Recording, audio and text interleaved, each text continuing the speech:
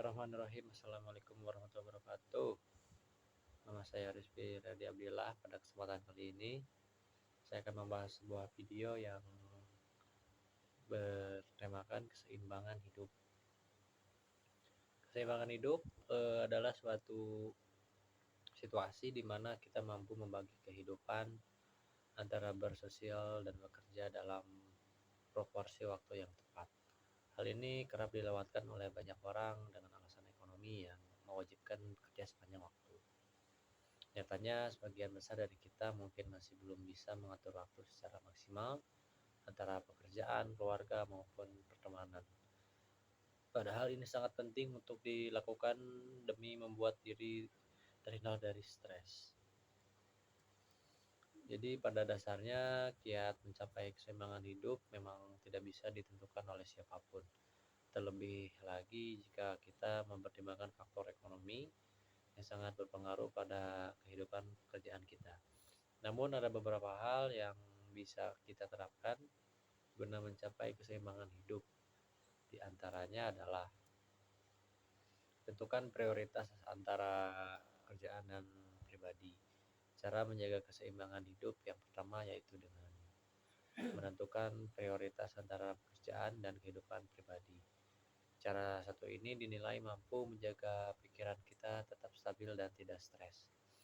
Kita dapat menentukan beberapa fokus utama yang mesti menjadi prioritas kita sesuai dengan kebutuhan dan situasi. Tips yang satu ini juga sangat membantu kita untuk menyelesaikan pekerjaan dengan baik. Yang kedua adalah fokus pada satu hal. Dalam waktu bersamaan sulit bagi kita untuk melakukan dua hal sekaligus. Karena itu, usahakan untuk memberikan semua perhatian kepada satu pekerjaan yang sedang dilakukan. Cobalah untuk fokus pada pekerjaan saat jam kerja dan fokus dengan keluarga di saat waktu luang.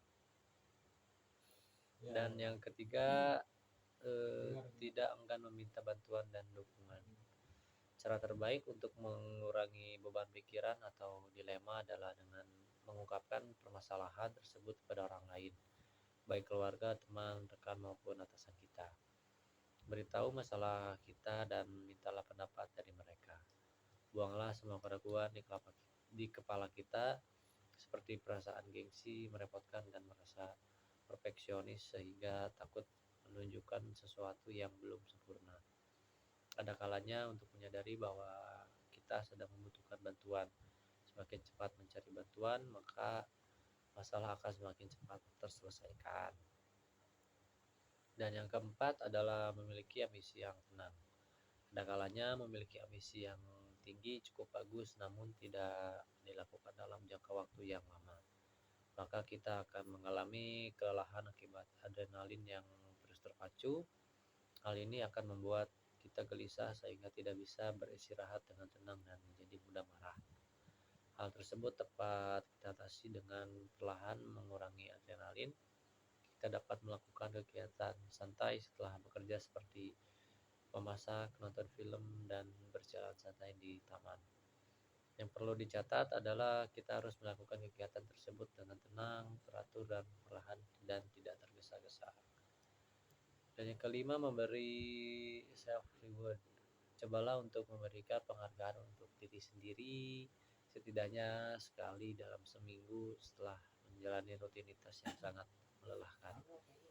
Luangkan waktu untuk kegiatan yang kita senangi seperti jogging, berkebun, membaca novel, atau menonton series Netflix favorit.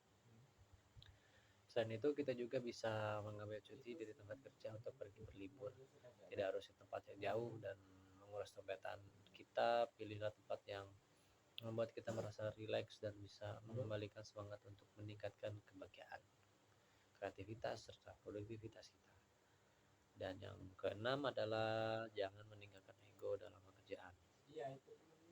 Hindari ego yang terlalu tinggi dalam pekerjaan. Kondisi ini akan membuat kita menjadi orang yang paling sibuk dari yang seharusnya.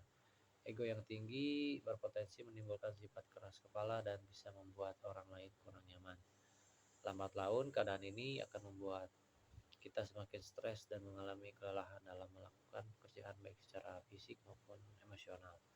biarkan orang lain untuk membantu meringankan beban pekerjaan yang selama ini kita lakukan seorang diri. Sekian yang dapat saya sampaikan, mohon maaf bila ada kesalahan. Wassalamualaikum warahmatullahi wabarakatuh.